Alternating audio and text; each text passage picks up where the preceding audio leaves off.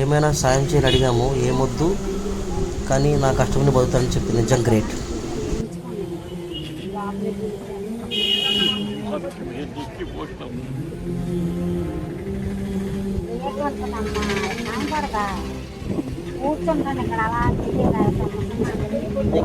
పిల్లలు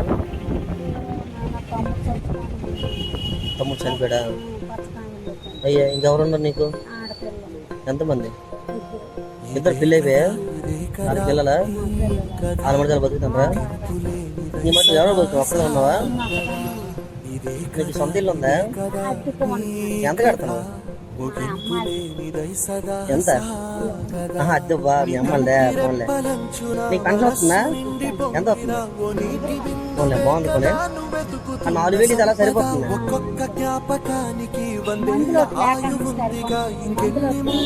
ఏ మందులు? BP sugar మాత్రం తేవాలా? నేను గవర్నమెంట్ ఇస్తారు, గవర్నమెంట్ మాత్రం ఒకటే. నేను అలా వస్తున్నప్పుడు ఒక రిక్షా డ్రైవర్ బస్తా పడిపోయింది, కానీ ఎవరు చూసి వెళ్ళిపోతున్నారు చాలామంది. కానీ ఒక అతను మాత్రం వచ్చి బండి పక్కన ఆపి అతనికి సాయం చేశాడు. చాలా సంతోషం నాకైతే. ఇంకా మానవత్వం బతికే ఉంది. అటు చూస్తుంటే ఎండ కూడా ఉంది, చూస్తుంటే జనం ఎవరు ఆగట్లేదు చాలామంది. ఒక అతను ఆగి వెంటనే అతను సాయం చేశాడు. నాకైతే నిజంగా ఇది మా మానవత్వం. ఇంకా ఇలాంటి ఉన్నారు, నిజం గ్రేట్. నాకెందుకంటే చాలామంది వెళ్ళిపోతున్నారు చూసి కూడా. మీరు చూసారు, అతను సాయం చేసి నిజంగా అతనికి గ్రేట్ అండి. పెద్ద అతనికి అదే కొంచెం రిక్షా డ్రైవర్ కొంచెం బరువు ఓవర్ వెయిట్ అయ్యకంటే కొంచెం చూసుకుని వేసుకోండి, ఎందుకంటే పడిపోతే చాలా ఇబ్బంది. ఇలాగే బళ్ళు చిన్న చిన్న ఎక్కడ వస్తాయి. అలాగే ఈ పెద్దవాడు ఆ షాప్ చూశారు కదా, ఆ షాపు దొంగతనం జరిగింది. అందులో ఏమీ తీసుకొచ్చుడు అంత ఎదవలంటే నిజంగా అందులో ఉన్నవి మా అయితే చిన్న ఒక తప్పేలి, ఒక పావు దొంగలు, అవి కూడా తీసుకెళ్ళి దొంగనాకు నా కొడుకులు సూపర్. కొద్దిగా గవర్నమెంట్ నిజంగా నా కొడుకులకి చిన్న చిన్న షాపు దొంగతనం పట్టించుకోండి, వాళ్ళకే ఉంటుంది.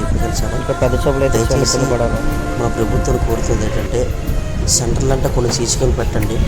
ఎందుకంటే పాప ఆవిడ మనిషి డబ్బుతో అలా గడుపుతూ ఇలా బర్త్డేడు ఆవిడ చిన్న టీవీని పెట్టుకుని నడిపించుకొని అలాగా పోయింది.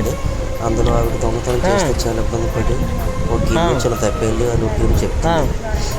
నీకు అర్థమవుతుంది ఆల్రెడీ, కానీ చూసుకొని దయచేసి వెళ్ళిపోయి మా కొంచెం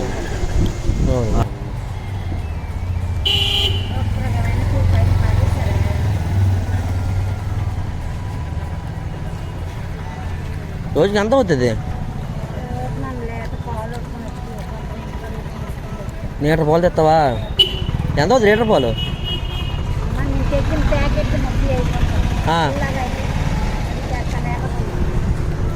ఎర్రగుని పాలు పెట్ట దొడ్లో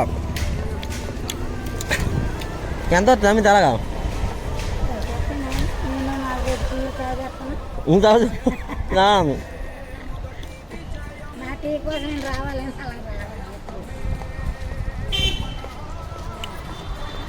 అలా 200 వ్యాపారం